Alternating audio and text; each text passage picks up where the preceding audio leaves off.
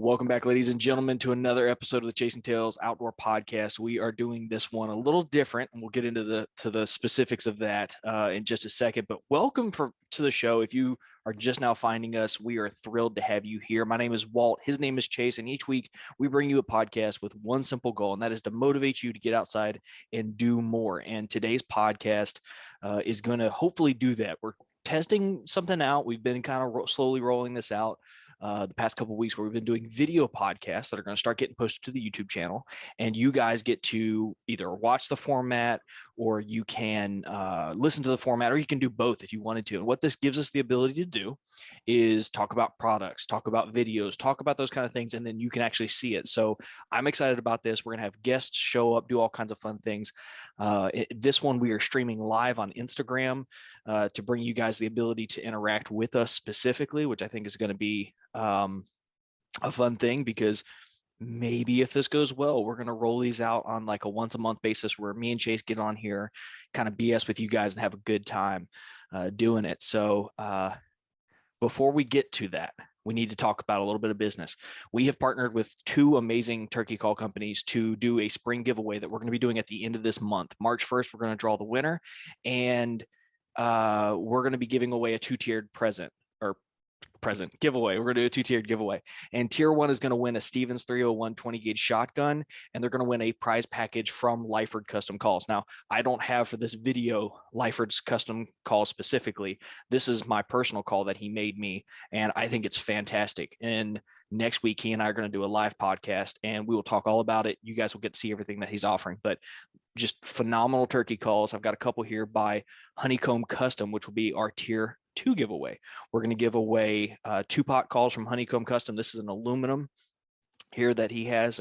It's a cherry. It's got this real cool feature up here. A lot of his calls are from like rough cut hewn lumber. I don't know if you ever saw that, Chase. It's like really like unique. You get to see like the texture in the side. Awesome calls. We are thrilled to give that away into this month to our Patreon subscribers. Guys, if you would like to support the show, help us do more with this podcast, check us out at patreon.com. We give away free hats.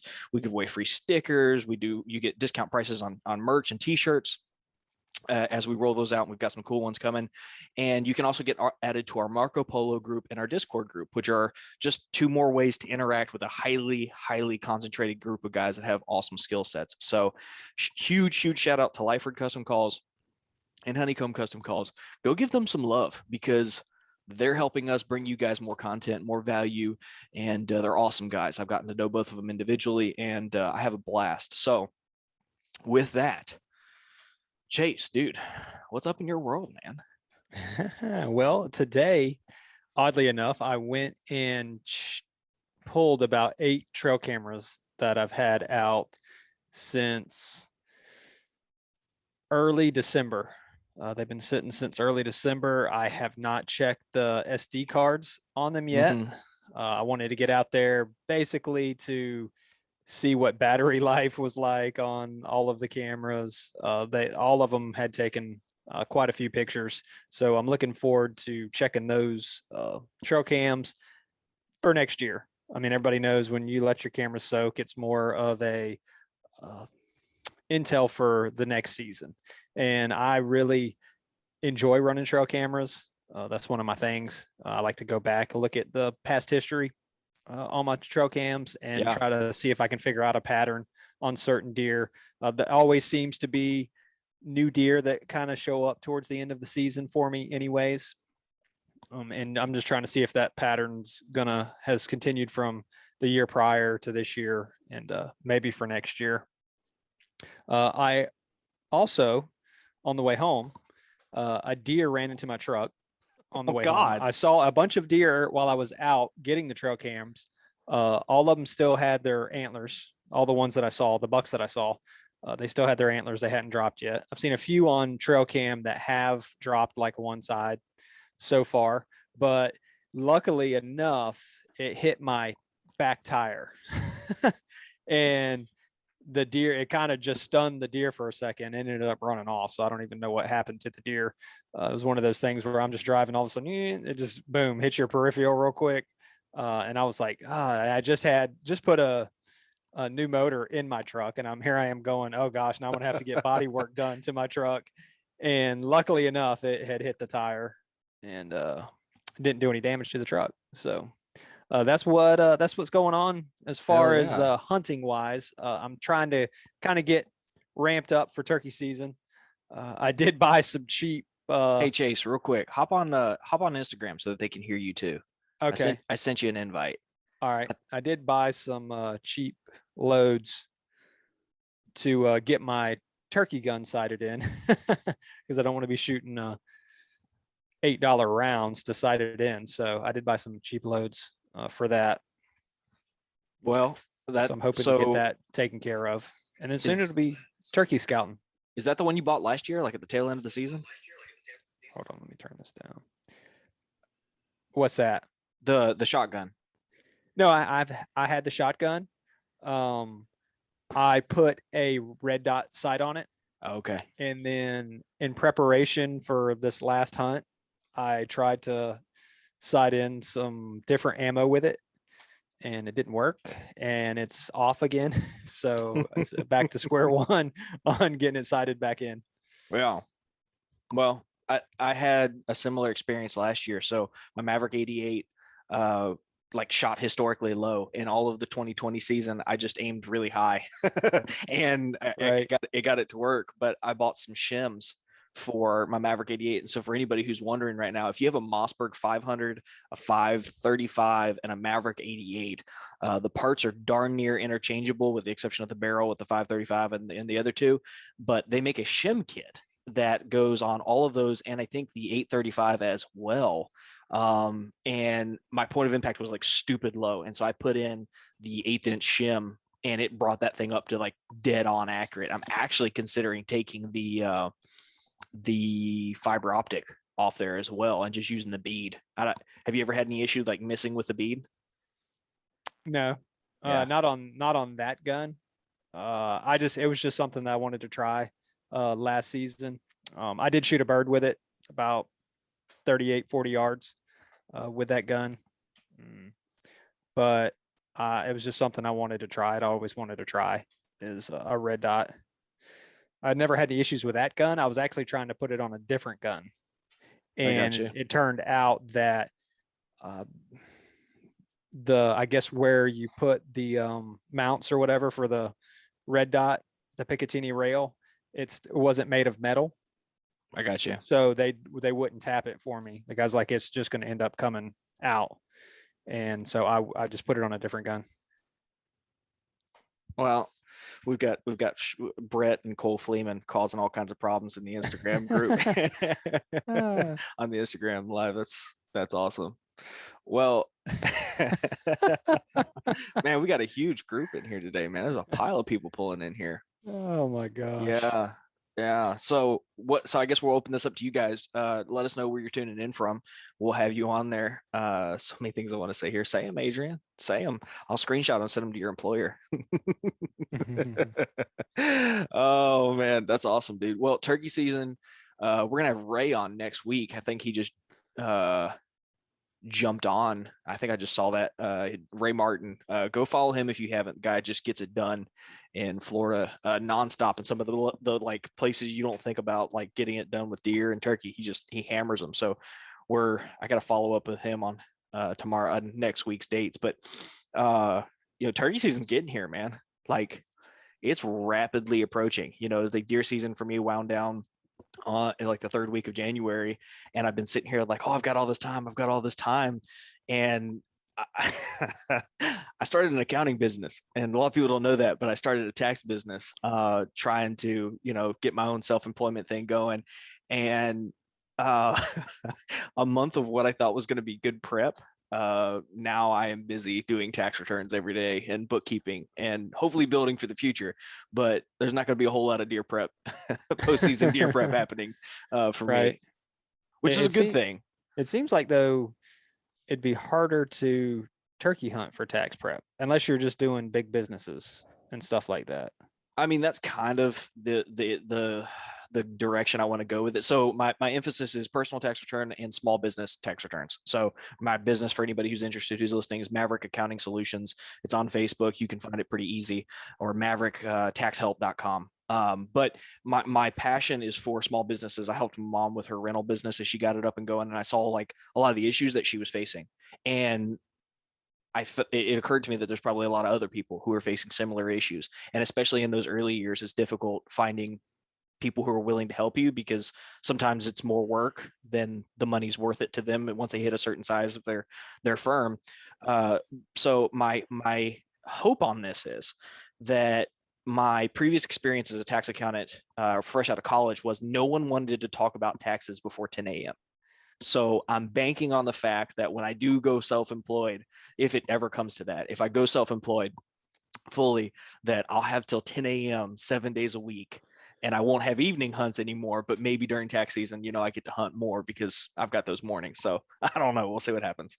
But I can tell you right now, when I was at the tax firm, you couldn't get somebody to pick up the phone at 10 a.m. So it worked Maybe they were all hunters. Yeah. Maybe they were. And you're working out, I noticed. Big, hazy, and ridiculous. We got Brett Mashburn in here, Marco Polo, to be popping for the rest of the week. I'm going scouting Thursday through Saturday. Oh, man. So when Brett goes scouting, anybody who's wondering, Brett is a scouting fiend this time of year. We had him on the podcast here recently. We talked about that. I'm going to set the over and under, Chase, on 30 sheds. Are you taking the over, the under on him in his postseason scouting?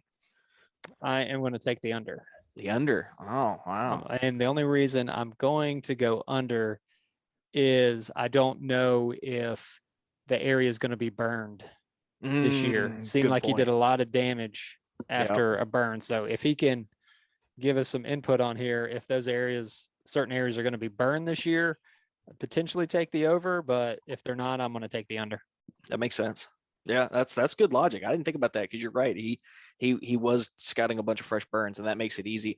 Good news is they're burning a bunch of areas over here near me that I turkey hunt. And they were areas that I think if they hadn't burned them soon, you would have maybe lost a little bit of the ability to hunt it, just because of getting a little too thick, right? I need to go out there and walk them and see if I can't find some sheds, because I never find sheds in Florida, man. Yeah, I find them here and there, and it's usually luck. Just happened to either step on one or look down on the ground, and there's a shed, and it's normally the years prior shed. I have gone, one year I did kind of devote time to shed hunting, and I found several spike sheds. I found a 3-point side, but I put in a lot of hours for not a lot of return. And I just figured my shed hunting would be me stumbling upon sheds more than anything. Didn't you find the world's tiniest shed one time too? Like it was like a button buck shed? No, I didn't find a button buck shed, but I did find a real small spike shed in just this random area too. It was pretty funny. But yeah, I found several this year just walking around in the woods during the season. Brett says he's found them all. Guys, if you're joining us on Instagram, drop some comments and some questions or topics you'd like us to discuss, and Chase and I'll break them down for you guys. Not experts, but I've got opinions on almost everything. Eagles fan 1990, what's up? Evan Masters, who's that? Tyler. He's works with me. Gotcha.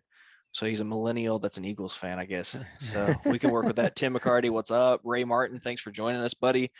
Anthony, thanks for joining us. Man, we added like 6 followers there in a row. That's awesome.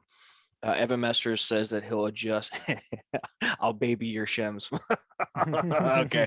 All right. So who's that? Eagles fan says A. Tyler says A. Yeah. I'm looking forward to it, man. Turkey season, my deer season did not go as according to plan. You predicted that with your bold predictions. You knew that I was going to struggle this year. And I don't know if it was like a vain hope that I would get out more than I did. But I had a good time. I had a good season, but I have got this pent up energy going into turkey season that I just can't put into words how badly I just want to be out there shooting turkeys. It's going to be like a bloodlust. I was just looking at yeah, Brett wants to know, Chase, who would you not take on a deer drive this upcoming season? Well, I'm hoping that they all have experience now. Maybe experience is the best teacher. Yeah, And we'll be a little bit better. Although it was good comedy, it was. from my standpoint. Yeah, So I got a kind of a chuckle out of it after that deer pretty much almost linebackered you when it came out of those woods. So it did. Yeah. So wish I'd have just had my cell phone out. for people who are listening to this podcast and wonder what we're talking about, the episode that we recorded about that, I haven't dropped yet because the audio is not terrific and I've been trying to like baby it. So brief overview, Chase comes up for the Patreon hunt. For anybody who doesn't know this, we host a Patreon hunt once a year. It's a deer hunt starting this past year. It was a roaring success. And Chase came up, scouted for like a half day, and ends up getting on this beautiful deer, shoots it, can't recover it because it's got shot, or not can't recover it, but we decided to back out because it was a little far back. And Chase, myself, and about 5 other gentlemen go after this deer and basically corralled around this area that we knew the deer was in. And I saw it. And unfortunately, Brett had disappeared from my eyesight.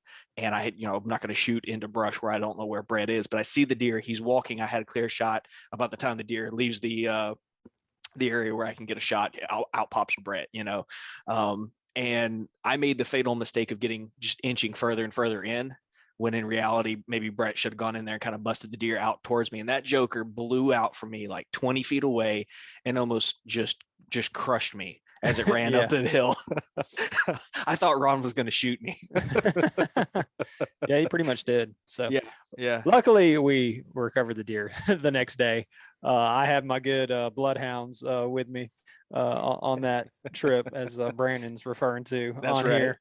So a group of us, and 5 hours, 6 hours later, or whatever it was, we got the deer.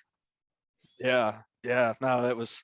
I'm glad you got the deer. It was a beautiful deer too. It was a nice one. It was what, like 93 inches or something like that, you said? Yeah. It was around 91 inches, I think. Is what it scored out to. So I'm fixing to start working on the European for it.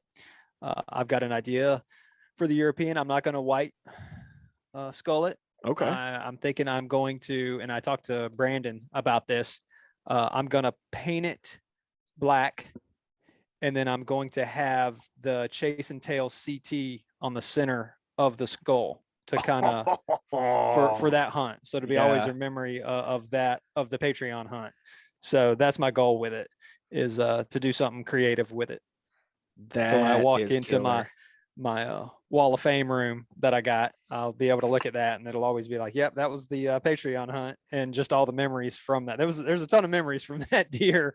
So a lot of good memories from that deer, and just being able to hang out with everybody on that Patreon hunt, and everybody being involved. And I don't think I wouldn't have found that deer had everybody not been there. So I was really appreciative of that, and the ones that stuck it out and helped me end up finding the deer. So that was great. And like I said, I've got, I don't know how many 90-inch deer that I have from Florida, but I figured, well, it'll stick out if I do that with the skull.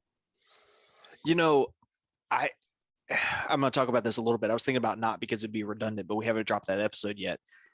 That deer camp was freaking awesome, man. I don't know about you, but like, I grew up with deer camp. Deer camp was like the thing. You kill a deer, everybody's around it, and you're cleaning the deer. You bloody the guy if he's never been bloodied before, if it's first deer, and there's drinks going around and everybody's laughing like, oh, you almost missed him or something. There's always some good story.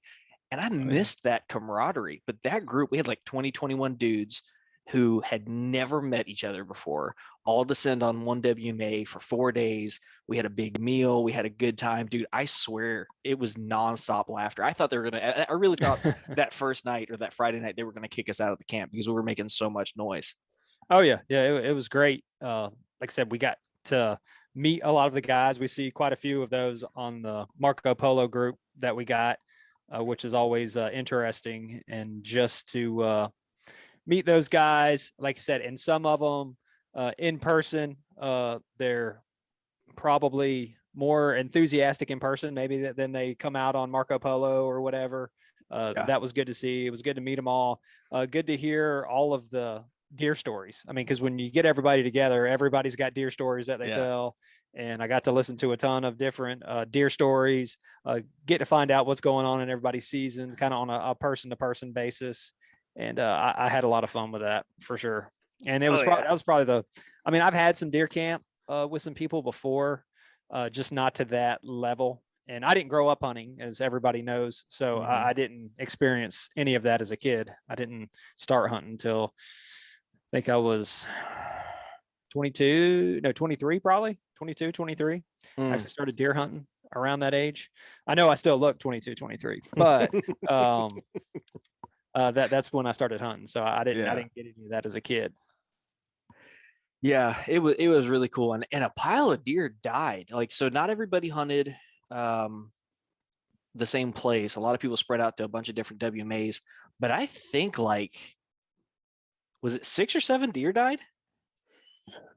I think it was more around 4 or 5, maybe. Ben shot 1, Chicken Buck shot 2, Chicken Buck shot 1. Okay, I'm not thinking about the does. I'm thinking about bucks. I think it was like 4 bucks and 2 does, maybe. I think that's about right. Yeah. 6 deer total. And Parker missed 1 giant Florida buck, so could have been 7. Yeah. And I had a really nice 8-point run in front of me, and I just couldn't get a shot. It was cool, man. There was a lot of deer seen. Chuck flew down from PA, and he immediately got on deer. I mean, it was a good time. It was, he saw a bunch of does. He did, and hopefully we'll be back here soon. Walt, good luck during tax season. I fully expect 2 turkeys down. Hope you get one before Chase. If there's ever something I can get done before Chase, it's a tax return probably, and maybe killing a turkey. Yeah, maybe. He doesn't even concede that, guys. He says maybe. I mean, turkeys, like I said, turkeys be a hit or miss. I either go out and shoot 2 within the first 2 days of the season, or I struggle bust it and end up killing 1 and maybe killing 1 at the end of the season. For me. Yeah. So it's hit or miss. It is.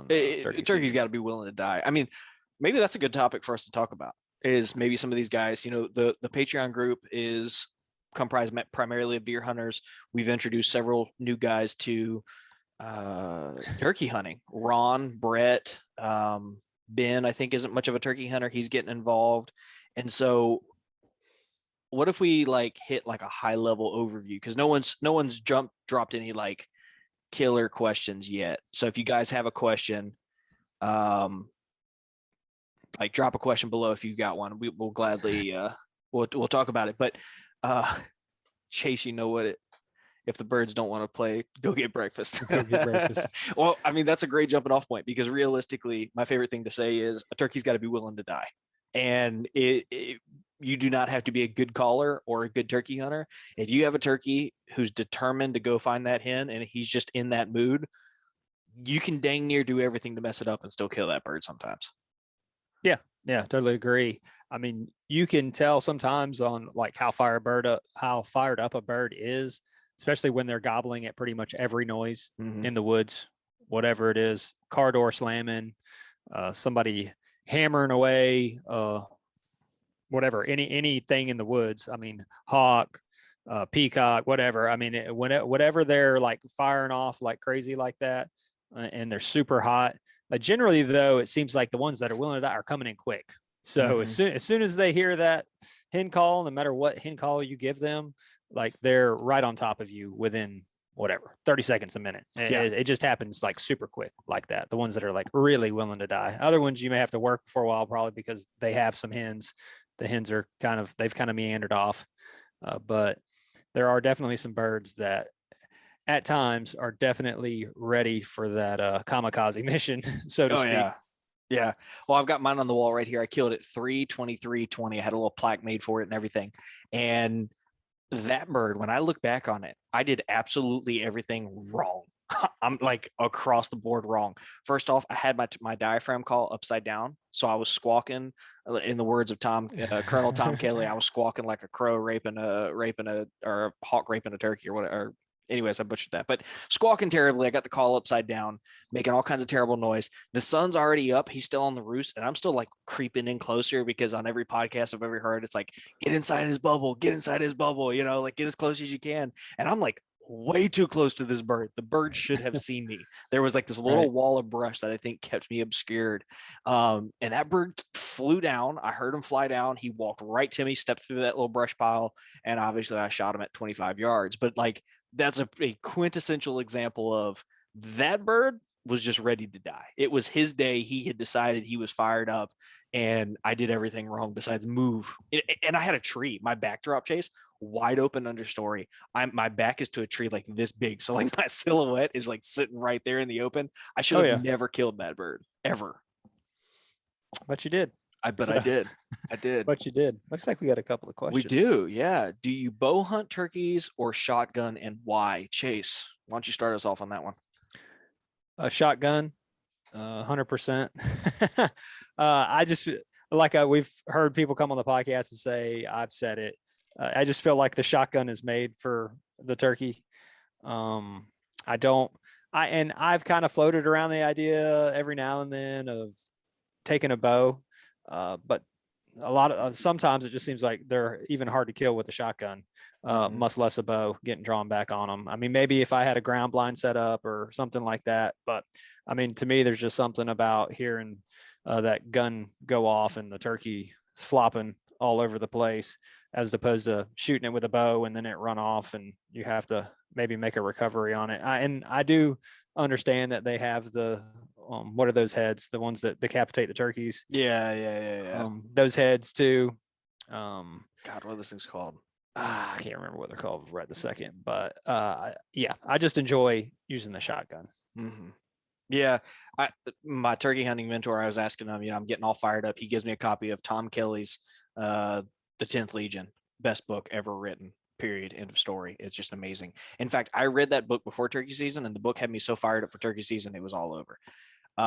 But I'm asking him, like, hey, I'm thinking about trying my bow this year. I'm going to do this. And he just looked at me, and Clay never fights you for an idea. He's a lot like you. Unless it's a terrible idea, he's going to be like, yeah, go for it. Like, have fun with it. Right. And he looks me dead in the eye and he goes, some things are meant to be shot in the face with a shotgun. That's a turkey. I was like, okay, all right. He's like, keep your archery to deer hunting. And I can tell you right now, I have guillotine. Yeah, guillotine. There you Guillotine go. gobbler, Ray Martin. Chimed in. I have never once thought, dang, this would be fun with the bow afterwards. Like it's just too much fun, especially toting the camera, which is something I do. I'm not fooling with that. Yeah. Unless it was a perfect setup. Yeah. Like a ground blind. When you said a ground blind, I thought, okay, maybe then, and maybe with a guillotine, because I also don't want to go chasing them. It's either going to be a completely dead bird or not. Right. Yeah. All right, we got another question here. Here's a question for you, Walton Chase. What's your favorite wild turkey recipe? Besides fried, besides fried turkey. Yeah. I have done turkey a different way. I have cooked turkey in like the cream of mushroom stuff, and that was really good.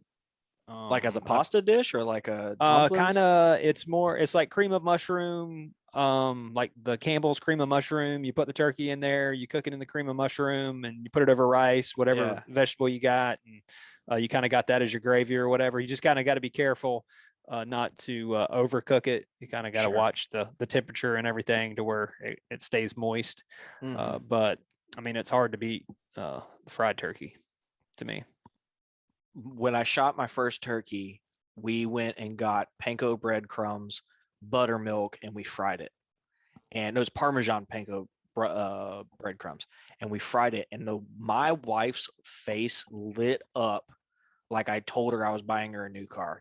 I wish I could have like she started eating it and she goes, I need you to kill more turkeys. And I was like, you've never said that about fishing. You've never said that about deer hunting. I will gladly take you up on the offer to turkey hunt more. So that's kind of our go-to, man, is breadcrumbs, Parmesan breadcrumbs, fry it. You can even oven roast it. We did that with like a little convection oven deal, and that was delicious. But I guess if you're asking me for like one outside of that, we make like carnita tacos out of the legs, put them in a slow Okay. cooker with a bunch of Italian dressing, pepperoncinis, and you just let it simmer down, break down all that tissue, and then all the meat just like pulls right off. It's Mhm. delicious that way. Okay. It's really really good. So I'd recommend that to people. I don't know. Maybe we'll do a video on that, dude, because I got a bunch of those in there that need to get cooked. So maybe we'll do a video. Yeah, it'd be a good one. All right, let's see here. Brett Mashburn. Oh, first off, Ray Martin says Cajun seasoned and wrapped in bacon and barbecued. Okay. You Yeah. can't go wrong with bacon with anything. So Or I barbecue or agree. something. Yeah. Yeah. All right. Andy Taxidermy. Shout out to Andy. Good guy. Really good guy. Average taxidermist, but a very good guy. No, he did a great job on my deer from last year. Yeah, he's a Real good guy. good. I'm just giving him hell. Brett, if you could give out one tip for a turkey hunter, what would that be? There is no one way to kill a bird. So to me, I throw the kitchen sink at them.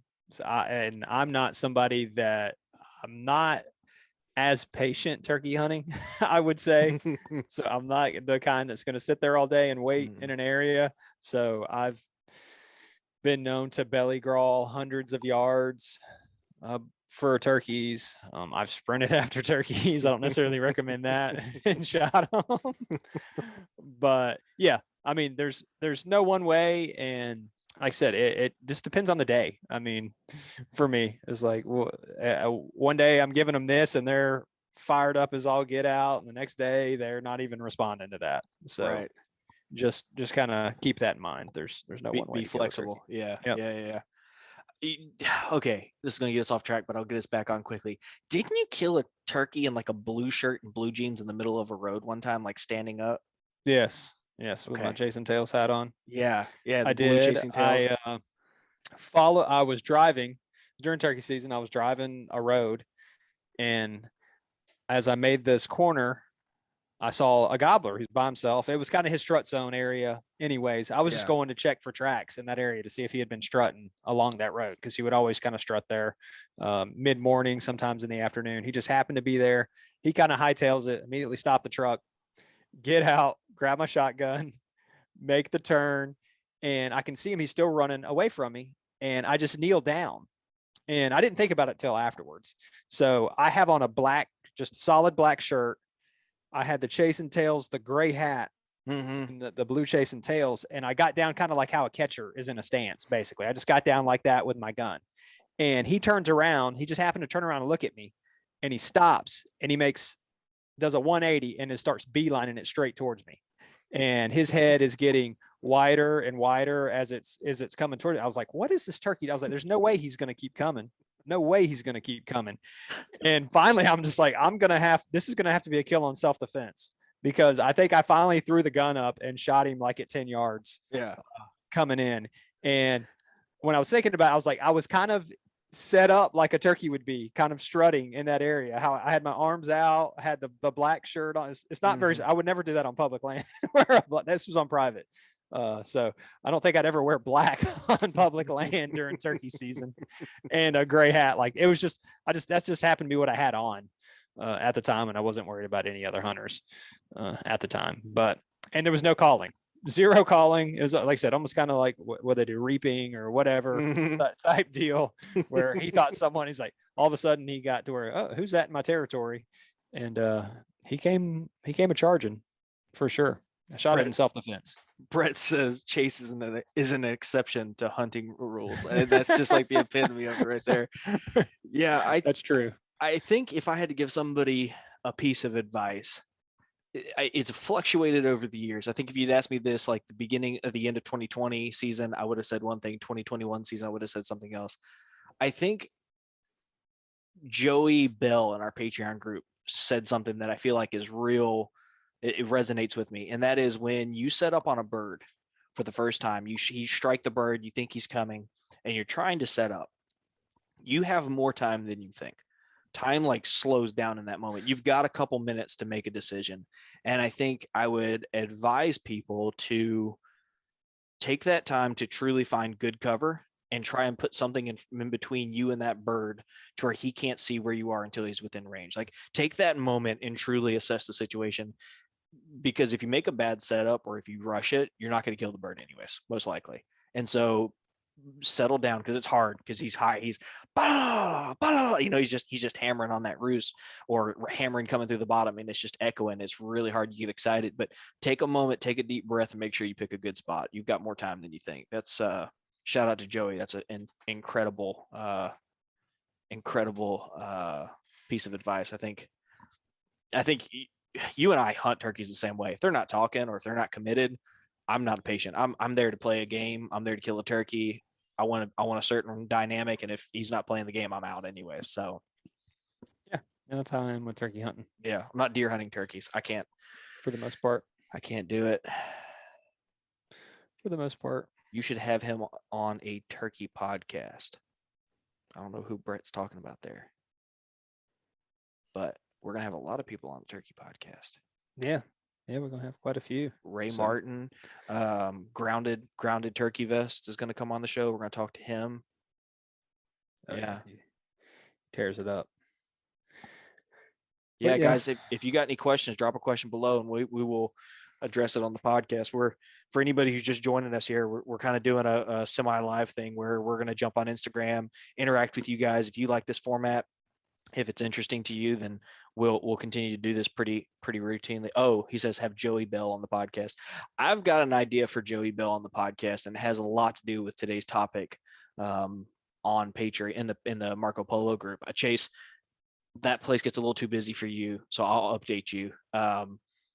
We had the conversation. We have a daily question of the day, and the daily question of the day today I put forth, which was, what does conservation look like in 2022? Because we have like a lot of different ideas of what conservation is. We have, the North American wildlife conservation model, which is a huge component to things.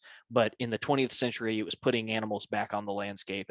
And now that we're in a different time, I postulated the question, what does it look like? Because I feel like we're in a different era right now. And Joey, who was on the board for Tennessee BHA, he's recently stepped down because he's got a kid, can't put forth the time, really brought forth a lot of really great topics about habitat and how improving the habitat we have, conserving the habitat that we currently have as well, all kind of played into that. And so I think we need to do a podcast on that kind of coming up, and it doesn't have to just be on conservation, because that kind of gets a little dull over a period of time. Right. But I'm thinking turkey conservation. Maybe we can have him on to talk about Tennessee. I know he's wanting to come to Florida as well, so maybe we can coax him down here to come shoot one of our many birds. We'll send him down to Ray. We'll send him down to Ray's hunting hole and let him shoot those birds. Brandon, look at your buddy's picture for cyber scouting. Oh, Ray's still here. I thought he was gone. That's why I said that. Yeah, I don't know. Mine's not really updating. Yeah, you're freezing every once in a while, so they may not be able to. You may have like a connection issue there, but anything to look for cyber scouting. Okay, Chase, this is an interesting topic.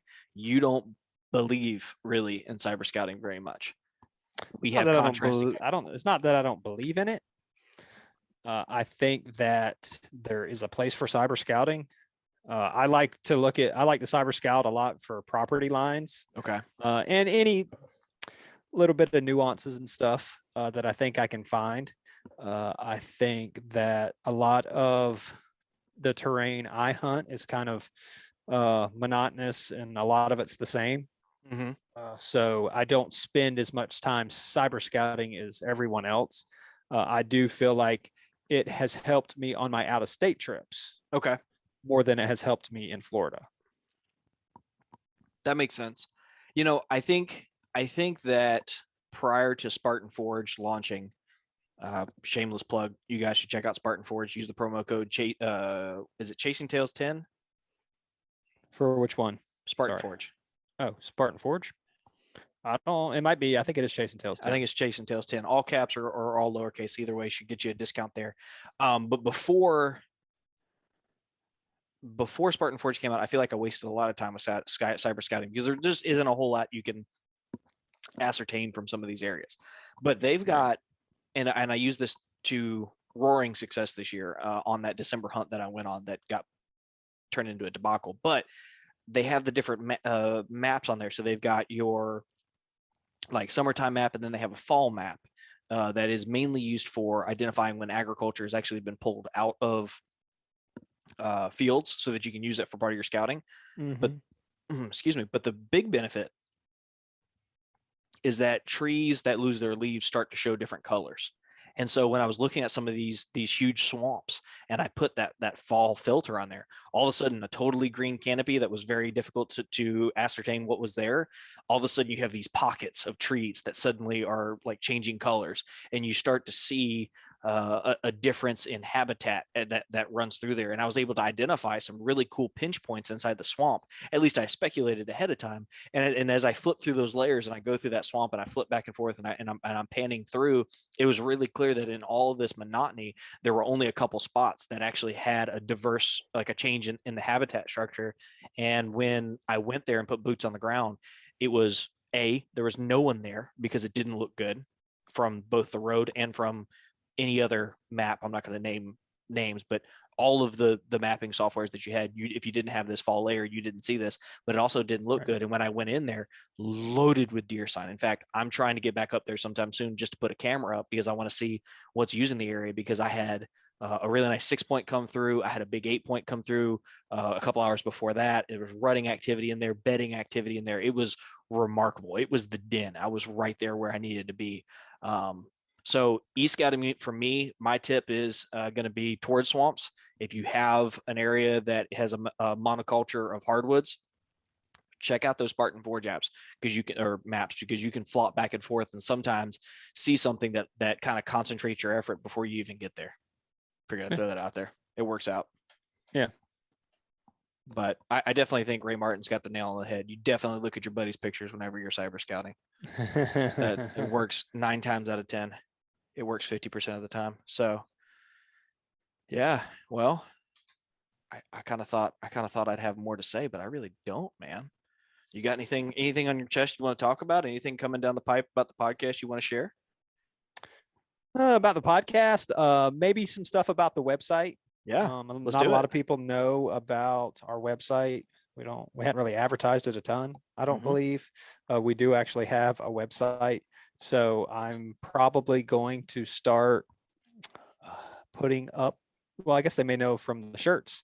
Yep. The website, but I'm probably going to start maybe doing an article or two from time to time, just on some kind of topics that I've been thinking about recently. And I think, and some of them are going to be Patreon exclusive articles. Yep. To help our Patreon members out. So there's a push for Patreon, I guess. But and some of them will be for everybody. That's right. To go take a gander at. But that's something I've kind of been thinking about recently and wanting to work on. As far as the podcast, like we mentioned, we're gonna keep on rolling, doing what we're doing. We're trying to be Florida centric for the most part. We feel like that's our niche. That's where it's at.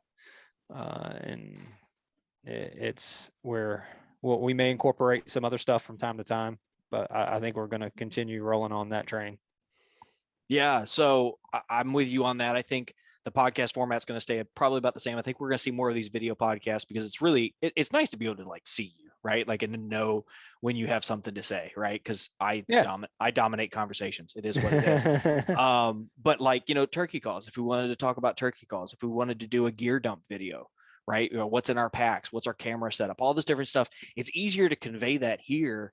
And it's also great, I think, to bring in a guest and be able to see that guest's face. But touching on the website, I'm looking forward to what you're putting out there. We talked about it last night, and I think the ideas you've got are going to be awesome. And it's going to just add one more layer to what we offer. I think it's Jonathan Courtney says, every time I've looked it up, it takes me to a bait shop on the East Coast of North Carolina. If you spell tails, TAILS, then that's where it'll take you. If you spell it Chasing Tails, TALES, it takes you to the website. So Chasing Tails, as in a story, TALES, outdoors.com will get you where you need to go. We've got some limited shirts. So shameless plug. We've got 1, 2, 3, 4, 5 of the Hobble Gobbler shirts still remaining. It's got the Hobble Gobbler, Do You Speak Turkey on the back. It's got the Chasing Tails footprint on the front. And then we've still got some of our Florida Public Land Legends, which is basically the bummed National Forest sign. We kind of made it our own and put a text on there because we believe that some of the baddest hunters come out of the state of Florida. It is hard to be consistent in Florida, and if you manage to do so, we feel like you're legendary. So, but yeah, I mean, the website's there. We're loving the interaction. We're getting there. We're going to push more products out there, more content for you guys. One of the things I want to do, and I'll touch on this for the podcast, is I want to we've got 3-4 years now of content, years worth of content. I want to start doing some like throwback blogs, because some things are easier to talk about written, and we've had multiple guests on already to talk about it. And I don't really want to have like a fifth guest on just for the sake of, talking about the same thing. And so I want to connect the listener with some of those topics. And so let's say it's how to catch or find bucks in big beds, right? Let's just say it's something like that. I want to link that for people and put it there so they can go back and listen to those episodes. And I want to tell them what's unique about each of those episodes, because each guest brings something unique to the table. So I'm excited about that. I think it's going to be a good time, man. Yeah. Well, why don't we kind of wrap this one up here instead of droning on, because somebody's going to be listening to this on their way to work tomorrow, and I don't want to waste their time. But if you guys like this format, if you like the topic and you want to jump on Instagram, maybe we do this a little more. We rely on the feedback from you guys. So let us know what you like, what you don't like. And most importantly, if you get a chance, check out the website, consider supporting the show via Patreon. And until next time, y'all get outside and enjoy the great outdoors.